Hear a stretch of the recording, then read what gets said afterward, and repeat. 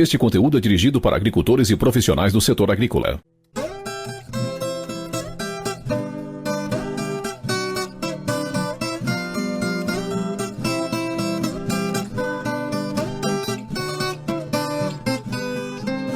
Você está ouvindo BASF Agro, um podcast que cultiva legados.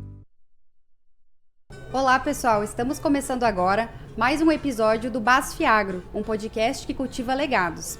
Eu sou Mariana Docin, responsável pela Gerência de Desenvolvimento de Mercado do Mato Grosso e Rondônia, e hoje estou aqui para falarmos de um assunto extremamente relevante, que são as manchas foliares e o complexo de podridão de grãos na cultura da soja. E para conversar conosco sobre esse assunto, eu quero convidar a pesquisadora da Fundação Rio Verde, Luana Beluffi, nossa parceira. Obrigada, Luana, por topar bater esse bate-papo que é tão relevante para o sojicultor brasileiro. Oi, Mariana. Muito obrigada pelo convite. É um prazer estar aqui representando a Fundação para falar sobre esse assunto que é muito relevante, né? A questão de doenças é um problema para a cultura da soja e nós estamos numa região que sofremos muito com esse problema, mancha-alvo e podridão. Então, agradeço o convite e a oportunidade de falar aqui com vocês. Obrigada, Luana. Então, para a gente começar, eu gostaria que você trouxesse um pouco para nós um panorama de como estão essas doenças hoje, principalmente mancha-alvo, podridão de grãos. A gente sabe que aqui no Cerrado, né, estamos aqui no Mato Grosso, são doenças que têm tirado o sono do agricultor. E também de toda a parte técnica, né, seja de consultores, toda a parte de empresas também que têm trazido novas soluções. E a gente fica se perguntando assim, qual é a doença mais importante? Por que elas estão tirando tanto sono assim do produtor? Pensando na cultura da soja, né? Aqui no Mato Grosso a gente tem uma condição ideal para a cultura e da mesma forma para o desenvolvimento dessas doenças. Então aqui no eixo da BR-163, onde nós estamos, em Lucas do Rio Verde, é uma condição ideal para o desenvolvimento da cultura. A gente vê as produtividades e, consequentemente, as doenças também encontram as condições ideais para se desenvolver. Então, o cenário de mancha-alvo aqui para a gente acaba atingindo uma proporção, uma severidade bastante alta pela condição climática favorável e também pela presença do patógeno aqui já nas nossas áreas. A gente vê uma diferença entre os cultivares com relação à severidade para mancha-alvo e para o complexo de podridão.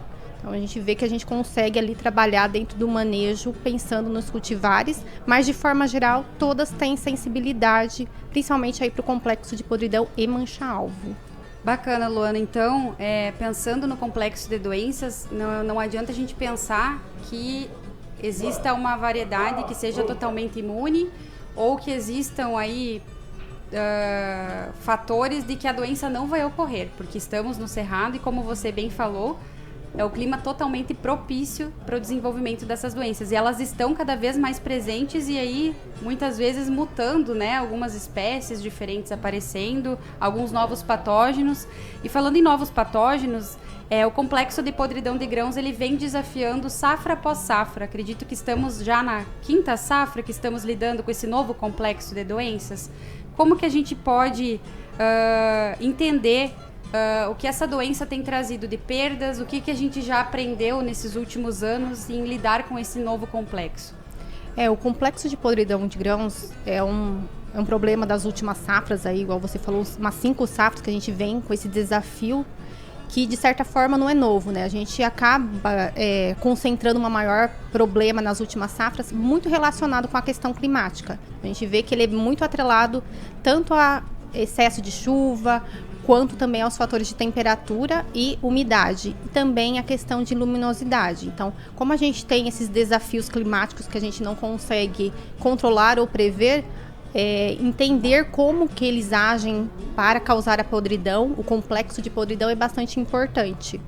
E a gente vê que é um desafio, mas ao longo desses anos a gente construiu uma ideia do que a gente pode aí caminhar com ela, tentando ali tanto manejar o complexo de manchas quanto o complexo de podridão. E em relação, Luana, a essa última safra, né, agora 24-25, sei que é bastante recente, temos ainda um restinho de área aqui para ser colhido, né, algumas áreas mais de fechamento de janela. Como foi a podridão de grãos nessa safra? Essa safra a gente esperava, estava com uma expectativa no início, foi uma safra com uma boa distribuição de chuvas, então tivemos umidade para que o fungo se estabelecesse, né, as doenças que acometem aí junto o complexo de podridão, mas de certa forma o produtor não teve problema. Então foi uma baixa incidência, muito em fator do que o produtor já aprendeu, né, escolha de material, janela de semeadura e adoção de práticas de controle. Então já vem muito em virtude disso, mas também a questão da condição climática favorável. Por mais que a gente teve a umidade, a questão de luminosidade também é um fator que afeta essa infecção e a severidade desse problema.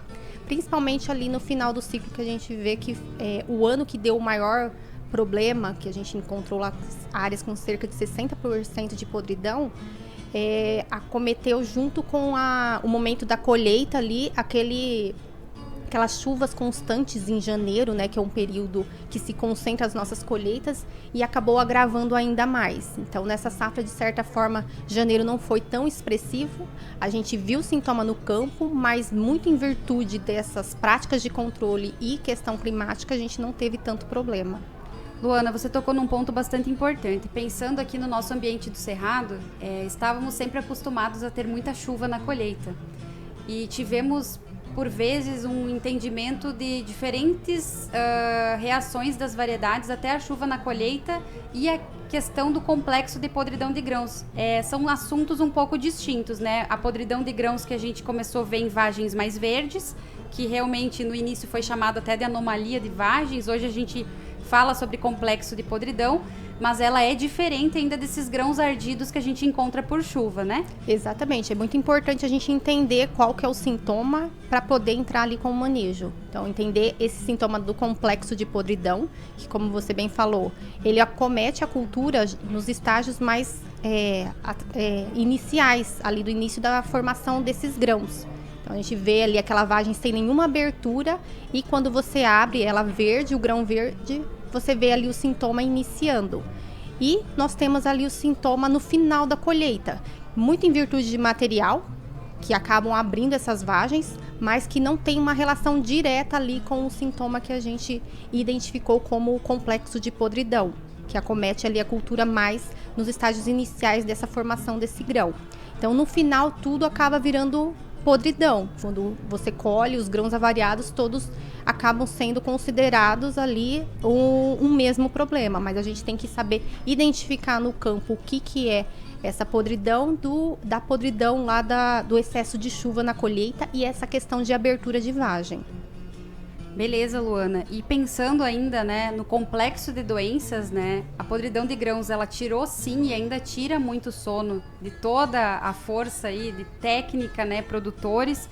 Mas e a mancha-alvo?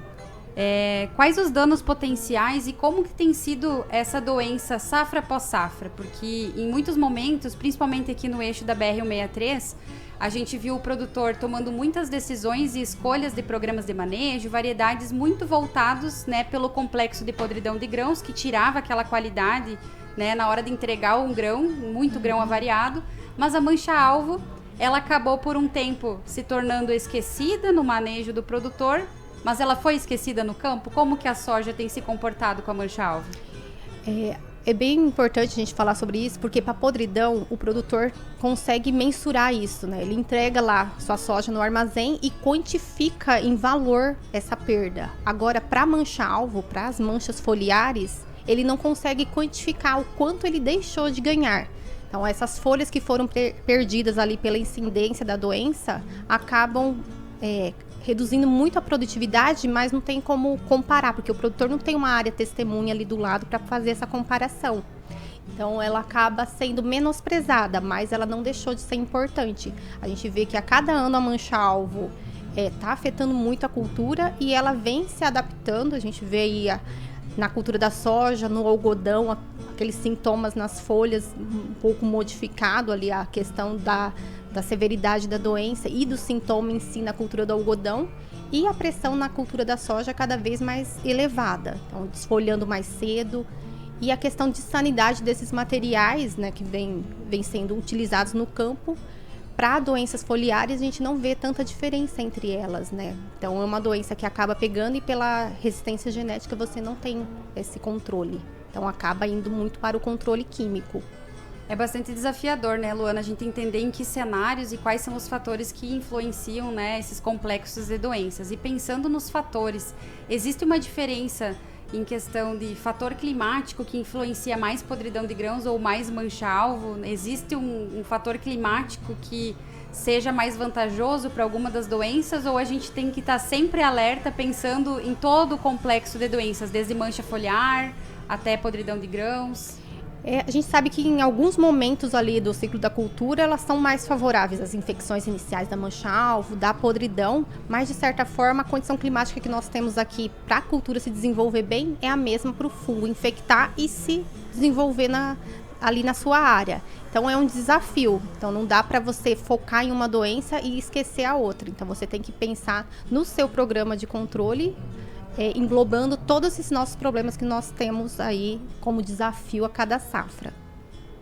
Bacana, Luana. E pensando assim em estruturação de manejo, ferramentas, a gente tem conversado sobre isso, escolha da variedade.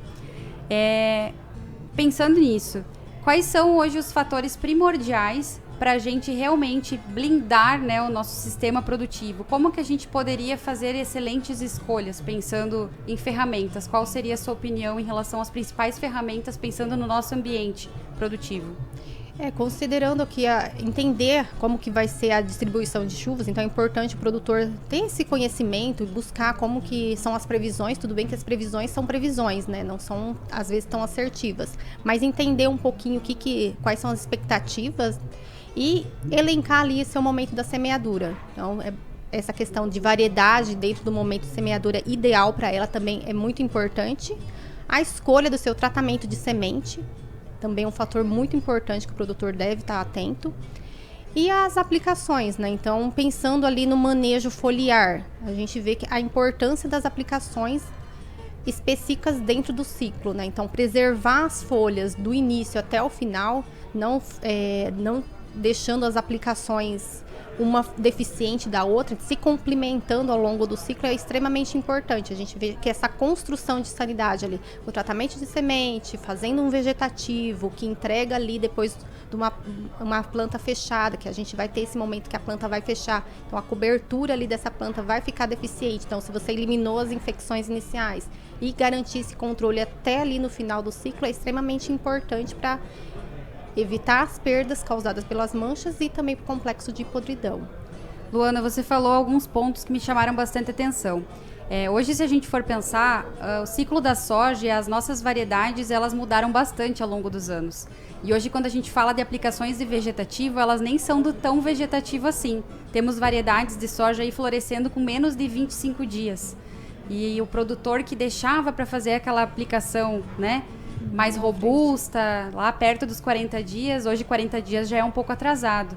E pensando também em aplicações específicas, né? Achei bem interessante esse teu ponto de produtos complementares.